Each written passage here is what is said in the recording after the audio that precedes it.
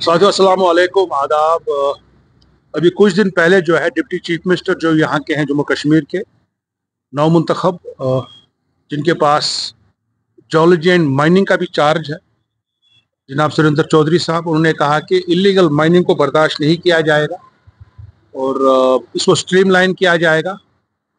और उस हवाले से जो है उनने बात की, पर ज़मीनी सतह पर ऐसा लग रहा है कि इलीगल माइनिंग जो है कंटिन्यूसली चल रही है और इलीगल माइनिंग से हमारे माहौल पे, हमारे एग्रीकल्चर पे क्या इम्पैक्ट पड़ता है। मेरे साथ बात करने के लिए हैं प्रोफेसर M.A.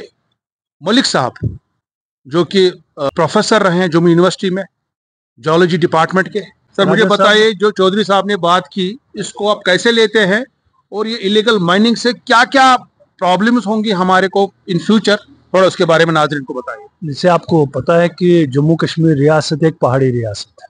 यहाँ जो भी पानी आता है ग्लेशियर पिघलने से, सर्दियों में बर्फबारी होने की वजह से सारे दरियाओं नदी नालों में आता है। जब हम इसका यूटिलाइजेशन करते हैं पानी का, चाहे वो इरिगेशन पर्पस के लिए हो, ड्रिंकिंग के लिए हो या किसी और चीज़ के लिए हो, तो उसमें से हमें बहुत एहतियात बरतने की ज़रूरत होती है। जहाँ से ये पानी आता है नदी नालों से, उनका प्रॉपर रख रखाव ज़रूरी है। जब भी हम माइनिंग शुरू कर लेते हैं, जो ये प्राइवेट माइनर्स हैं, ये नहीं देखते हैं कि हमने जो ड्रिलिंग करनी है या कितना डीप जाना है, कितना डीप जाना है, डेप्थ कितनी होनी चाहिए, सूटेबल क्या है, वो कुछ नहीं देखते हैं। वो उनको अपने प्रॉफिट से मतलब होता है, वो निकालते जाते हैं मिट्टी बाजरी जो भी कुछ उनको मिलता है। जोलॉजी एंड माइनिंग है, उसने एक स्पेसिफिकेशन रखी है कितना डीप जा सकते हैं, और वो भी तकरीबन मैनुअल तरीके से। मगर जो ये माइनिंग करते हैं, इलीगल माइनिंग बहुत ज़्यादा होती है, वो हैवी मशीनरी लाते हैं और जिससे वो तकरीबन 10-15 फीट नीचे जाते हैं, जिससे वो सारा दरिया का या रिवर का या नदी नाले का माहौल बिगड़ जाता है। उससे न सिर्फ उस ज़मीन पर असर पड़ता है, बल्कि जो नदी नालों में बायोडाइवर्सिटी होती है, मछलियाँ होती हैं, जो बाकी होते हैं, उन पर भी उसका बड़ा इम्पैक्ट होता है। इसलिए इस माइनिंग को रेगुलेट करने की बहुत ज़रूरत है। उस पर हमें बहुत तवज्जो देनी चाहिए ताकि ये सस्टेन भी कर सके, दरिया भी सस्टेन कर सके, और हमारी जो इंडस्ट्री है, कंस्ट्रक्शन इंडस्ट्री है, उस पर भी कोई ज़्यादा फर्क या इफेक्ट ना पड़े।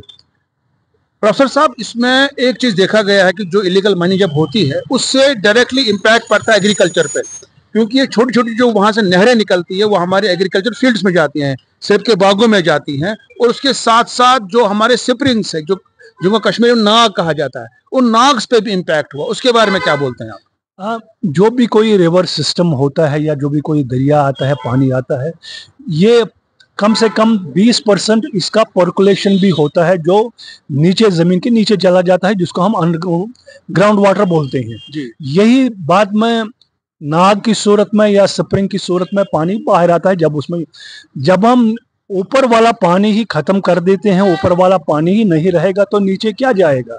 तो इस वजह से पानी के पीने में भी दिक्कत आती है। जो हम इरिगेशन पर्पस के लिए यूज़ करना चाहते हैं, वो पानी होता नहीं है, वो भी सूख जाते हैं। नदी नाले जो हमने पिछले कई सालों से देखा है, अब न प्रॉपरली इरिगेशन होती है, न पीने का पानी रहता है, न बागों के लिए रहता है। तो इसको हमने, वही मैं दोबारा रिपीट कर रहा हूँ, इसको हमने रेगुलेट करने की बहुत ज़रूरत है। जब तक रेगुलेशन नहीं होगा तब तक ये प्रॉब्लम हमारे साथ रहेगी। हम चाहेंगे कि जो है कि अथॉरिटीज़ हैं, खासकर सुरेंद्र चौधरी जी, जो डिप्टी चीफ मिनिस्टर और माइनिंग का भी डिपार्टमेंट उनके पास है, उनको चाहिए कि जम्मू कश्मीर के जो माइनर मिनरल कंसेशन रूल्स है और जम्मू कश्मीर के जो state environmental impact assessment authority की जो गाइडलाइंस है एनवायरमेंटल क्लियरेंस के लिए, उनको उन चीज़ों पे जो है उनको ज़मीनी सतह पे इम्प्लीमेंट किया जाना चाहिए। बहुत बहुत शुक्रिया। खुदा हाफिज़। शुक्रिया।